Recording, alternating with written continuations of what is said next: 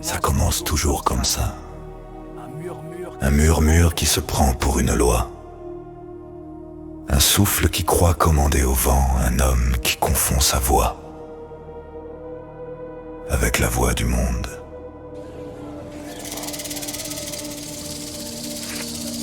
Il avance, pas d'hésitation, pas de frontières, juste cette certitude carnassière que tout ce qu'il regarde lui appartient. Il ne franchit pas la ligne, il l'efface et demande qu'on applaudisse pendant qu'il taille le silence comme un glaive.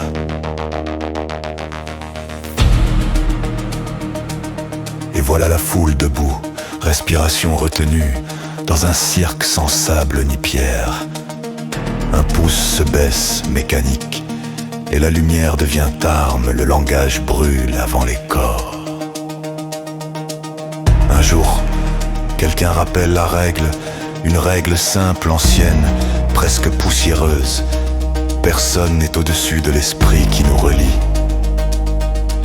Mais le pouvoir n'aime pas les miroirs, alors il accuse, il désigne, il transforme le rappel du droit en crime imaginaire.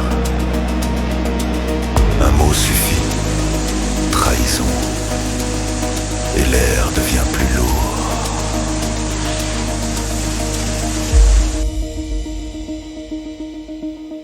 Derrière une porte close, devant ceux qui portent le sabre, il parle de l'ennemi intérieur.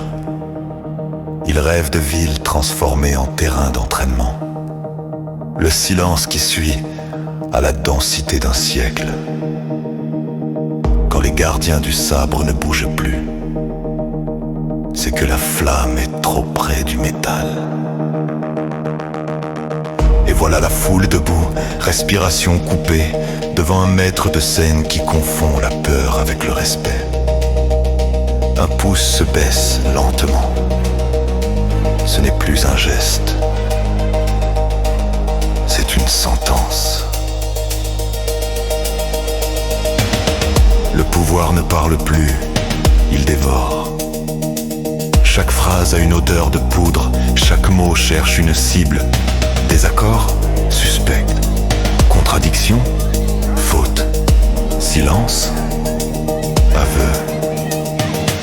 La violence n'arrive pas comme un orage, elle s'installe comme un climat, un air vicié, un poison lent. Dans les couloirs invisibles de l'histoire, on croit entendre des spectres rire. Ceux qui jadis brûlaient des villes regardent brûler les mots avec amusement. Ils savent que les empires ne tombent pas sous les coups. Ils meurent quand plus personne ne tressaille à l'abjection. Nous voilà debout sur les gradins invisibles d'un monde qui hésite entre lumière et cendre. Un geste, un seul, le pouce baissé. L'air tremble, le silence recule et l'histoire retient son souffle en espérant que quelqu'un